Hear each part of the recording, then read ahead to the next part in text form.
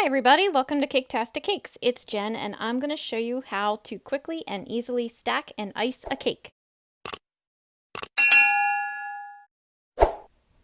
Okay, to begin, you're going to start with your cake nice and cool out of the pan and you're going to level it. If you end up with a domed top, you're going to need to cut that off. And what I'm using is a tool that I got, I think at Walmart, and it's just a wire that when you rub it across the surface of your counter or whatever, it makes a nice straight cut. So I take the tops off, I cut one layer in there. So now I've got 3 layers, all right? So I put a little bit of icing on the cake plate and then put my first layer onto the icing. That will keep the cake from sliding or moving around when you're working with it. It helps a lot. It's not perfect, but it helps a lot, and especially after you cool it. Now I'm using a spatula to put some nice blobs of icing onto my layer, and I'm moving it around on my spinning tray there, and I'm just trying to get it nice and even. It's even is good. You want a nice even cake. When I'm happy with it, I put my next layer on. I kind of feel the sides to make sure that they're lined up properly, and then I add some more icing to it and just keep on going.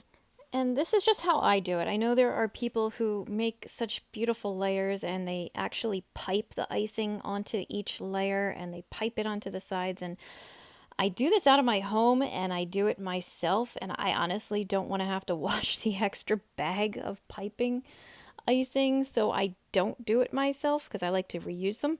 So I don't know, whatever works for you. If you find it easier to try piping it and smoothing it that way, or if you just slather it on like I do, whatever works. But this is just how I do it.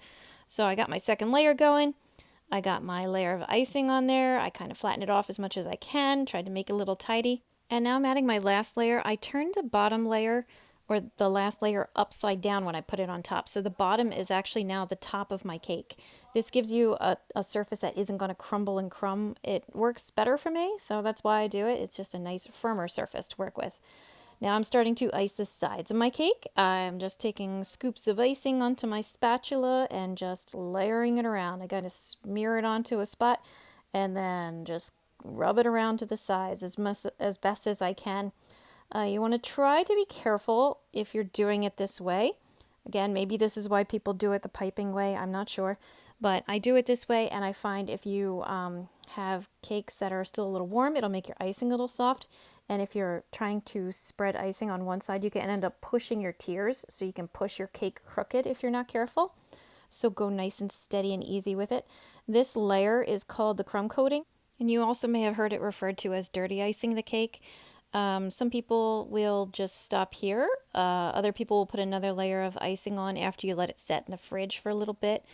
And if you are going to not have any type of fondant or covering on your cake, then you want to have another layer on. This layer, it just kind of holds everything together, seals it all in, and you stick it in the fridge, and then your cake sets up nice and cold and firm. And then when you take it out to put your final nice, really clean coating of icing on it, you'll find your cake is really stable, nice and strong and stable. It's not going to move or give any under your icing or pushing or anything like that. And if you're going to cover it with fondant, then what I do is I just put a really thick layer for my crumb coating on. I don't necessarily always go back and put a second coating of icing on since you're not going to see it. It doesn't have to be the prettiest. It just has to be there and taste delicious.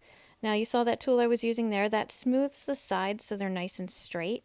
And I am using my spatula again to just go over the top of the cake to kind of smooth it off, clean up the corners as much as I can to try to make it look as good as possible. Because you got to figure too, even though this is the crumb coating, it still is the foundation of the cake. So you want to get it as clean as you can. And if you've followed me at all in my other videos, you may have heard me mention before that I am not the best at this. It's something that I've gotten so much better at. I guess practice makes perfect like anything else.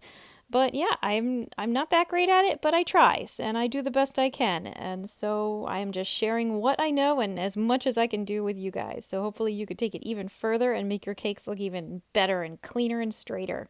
And once you're all done with it, stick it in the fridge for a little while, a few hours, and then you're ready to go.